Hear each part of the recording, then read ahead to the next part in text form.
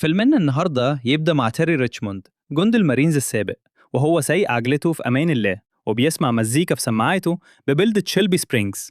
فجأة وبدون أي مقدمات بتخبطه عربية شرطة من الظهر وبتوقعه على الأسفلت، وفي ثواني بيلاقي مسدس موجه لراسه وبيؤمر بالثبات التام. تيري ما كانش فاهم إيه اللي بيحصل وما كانش عامل أي حاجة غلط. العساكر كلبشوه وفتشوا شنطته ولقوا فيها كيس بلاستيك غامض جواه رزم فلوس كاش بتعدي $36,000. تيري حاول يشرح لهم إن الفلوس دي حلال وجايبها من بيع نصيبه في مطعم، وإنه كان رايح للمحكمة عشان يدفع كفالة بقيمة $10,000 عشان ينقذ أخوه مايكل المسجون اللي حياته في خطر، لأنه شاهد ضد زعيم عصابة وممكن يتنقل لسجن الولاية ويتقتل هناك. الباقي من الفلوس كان ناوي يشتري بيه عربية نقل يشتغل عليها، لكن الشرطة ما سمعتش لقصته واستغلت قانون مصادرة الأموال المدنية عشان يسرقوا الفلوس بحجة إنها فلوس مخدرات، وقتوا وصلوا صدروها. تيري بقى في سباق مع الزمن، لأن الكفالة لازم تدفع قبل الساعة 5 العصر وإلا أخوه هيتنقل للسجن العام. لكن قبل ما نبدأ انزل دوس لايك واشترك وفعل زر الجرس لنستمر، وصلي على رسول الله في التعليقات. تيري بيروح المحكمة وهو مفيش في إيده غير وصل المصادرة. السكرتيرة بتقوله ببرود إنها ما تقدرش تعمل حاجة وإن أخوه خلاص هيتنقل لسجن الولاية. في اللحظة دي بتظهر سومر وهي موظفة في المحكمة ومحامية، بتسمع اللي حصل وتقرر تساعده في السر. سومر بتشرح له إن اللي حصل ده قانوني بفضل ثغرة بيستغلها رئيس الشرطة عشان يمول قسم الشرطة بتاعه من فلوس الناس الغلابة. تيري بيحاول يعمل تسوية مع رئيس الشرطة ساندي بيرن وبيقترح عليه إنه ياخد بس $10,000 يدفع بيهم الكفالة ويسيب لهم ال26,000 الباقيين كهدية. رئيس الشرطة بيوافق تمثيل عشان يهديه، بس في الحقيقة بيكون خدع تيري ووافق على نقل أخوه مايكل بالفعل. تيري بيعرف الخدعة وبيطير بعجلته وسط الغابات عشان يقطع طريق أتوبيس المساجين وينقذ أخوه. بينجح يوصل للأتوبيس ويكلم مايكل من ورا الإزاز ويطلب منه يطلب حماية فورية عشان يحمي نفسه، وبيودعه وهو حزين. تيري بيكتشف بعدها إن مديره القديم ما يعرفش يبعت له فلوس الكفالة، والأسوأ إن الشرطة راحت دهمت مطعم مديره وسطرت الخزنة بتاعته بحجة تحقيقات مخدرات عشان يضيقوا الخناق على تيري. تيري بيقضي ليلته في الغابة في المطر والبرد وبيقرر يرجع لسومر عشان يفهم إيه اللي بيحصل. سومر بتشرح له إن المؤامرة أكبر بكتير. الشرطة هنا بتعتقل الناس على مخالفات تافهة وبتحط كفالات تعجيزية وبتتعمد تسجنهم لمدة 90 يوم كاملة، والسبب إن القانون بيمسح تسجيلات كاميرات الشرطة تلقائياً بعد 90 يوم، فبكده بتختفي كل أدلة فسادهم والبلدة كلها بتعيش على السبوبة دي.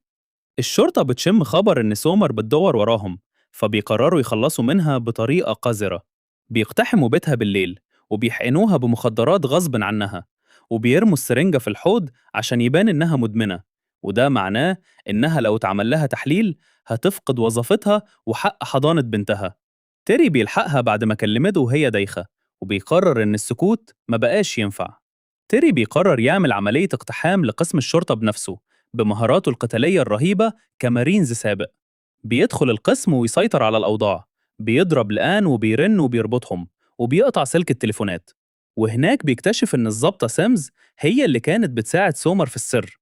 سيمز بترفع عليه المسدس، ما بيكونش عندها نية تقتله، فبتسلمه مسدسها وبتساعده يوصل لكروت الذاكرة اللي عليها تسجيلات كاميرات الشرطة اللي بتثبت تزويرهم ومقتل أخوه مايكل اللي اتقتل في السجن بعد ما تهاجم واتضرب بالسكين. تيري بياخد كروت الذاكرة ويتفق مع لان على مبادلة سومر بالكروت دي عند الفجر، بس لان بيغدر بيه وبيجيب معاه قوة مسلحة كاملة.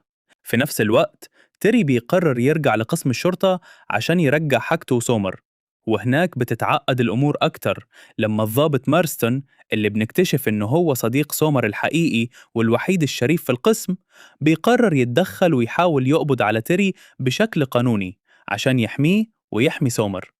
بس رئيس الشرطة بيرن بيطلق النار على مارستون في رجله بكل دم بارد وبيصيبه إصابة خطيرة ويبدأ ينزف بغزارة.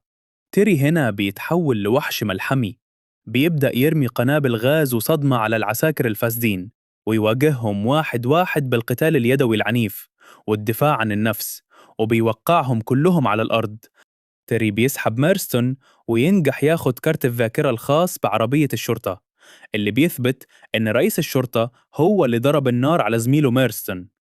تيري بيجري ويركب العربية ومعاه سومر اللي كانت فاقدة الوعي بسبب جرعة المخدرات الزايدة، وميرستون المصاب. الشرطة بتطارد تيري في مطاردة عربيات جنونية، وعربية تيري كاوتشها بيفرقع. في اللحظة الحاسمة دي الضابطة سيمز بتقرر تعمل الصح، بتخبط عربية رئيس الشرطة بيرن بعربيتها عشان توقفه، وتطلب الدعم من شرطة الولاية وتكشف الفساد على الراديو. الشرطة التانية بتنسحب لما بتعرف إن فيه ضابط مصاب في العربية وإن شرطة الولاية جاية.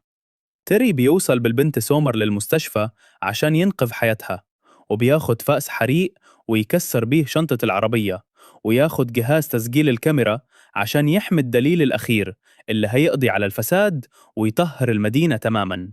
وبكده وصلنا للنهاية. لا تنسوا اللايك والاشتراك وتفعيل الجرس ومشاركتنا رأيكم في التعليقات عشان نستمر. سلام.